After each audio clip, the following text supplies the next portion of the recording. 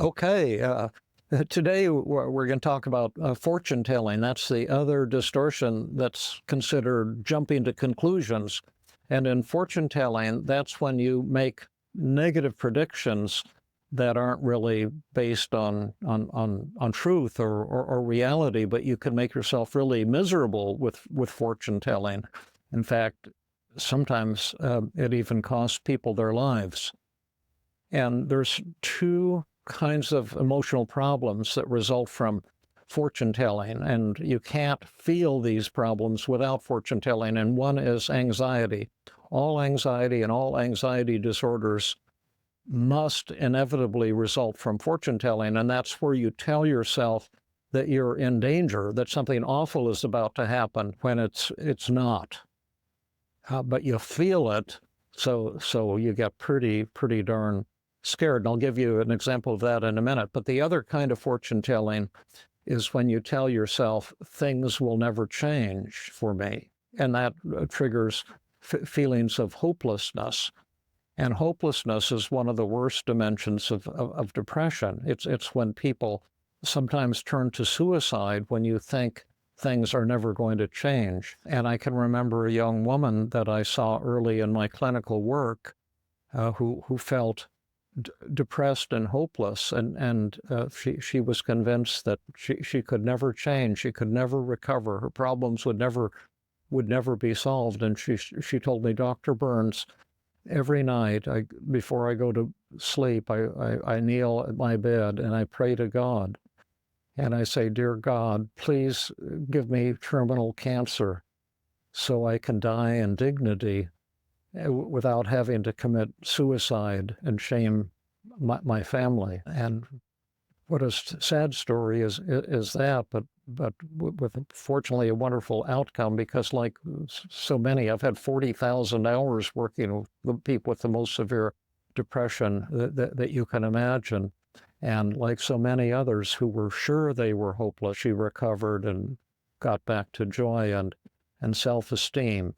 But when you're in severe depression, that fortune telling is a form of hypnosis. You're hypnotizing yourself into believing cruel things that aren't really true.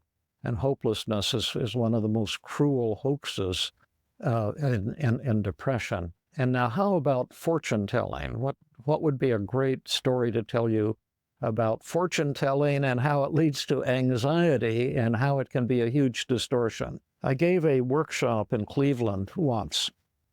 And I always get feedback at the end of workshops, negative and positive feedbacks, and have them rate the workshop so I can see on a 0 to 100 scale what's the rating for a workshop.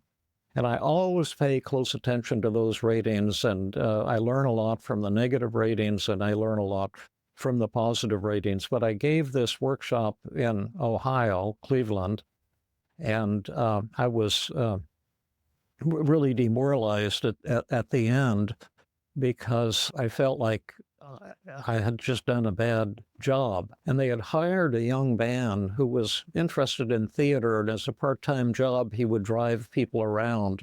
And so they had hired him to drive me from Cleveland, I think, to Dayton, Ohio, where I was supposed to speak the next day, something like that. It was like a 2 or 3 hour automobile trip. And so I got all the evaluations. The people would fill them out on a piece of paper, and then they'd hand them to me, and there'd be maybe 75 or 200 evaluations. And I sat down in the front seat, the passenger seat, and we started driving.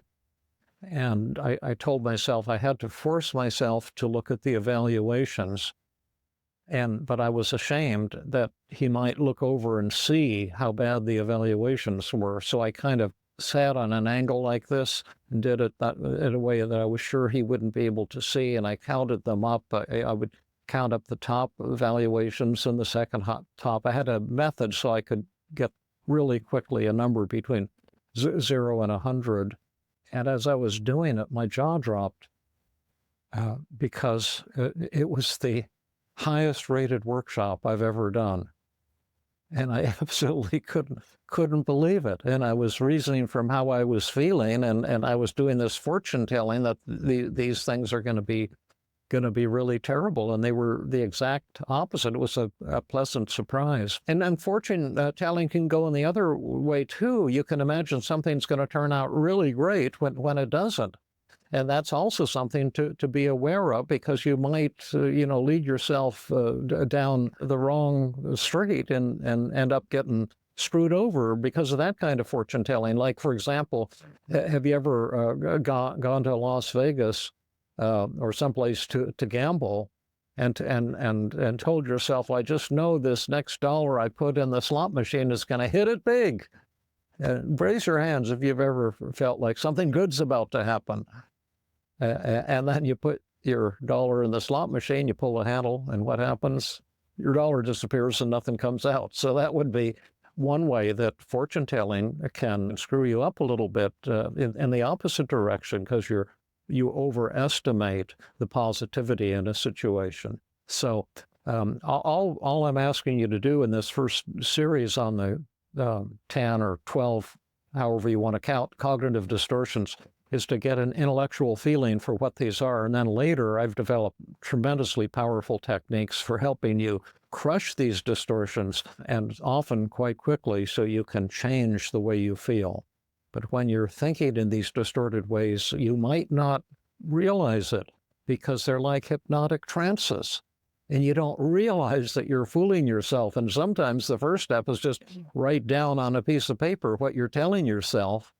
And then you can look at my list of cognitive distortions from my book, Feeling Good, or any of my books, or from our Feeling Great app, or, in any of a number of ways, and suddenly say, wow, this thought has emotional reasoning, should statements, fortune telling, all or nothing thinking, discounting the positive. And that can often be a first step towards changing your life. So thank you for tuning in. I hope you're enjoying the series and finding it really interesting. Because they're not only interesting, but they really have the potential for a lot of healing too. That's all for today. See you soon.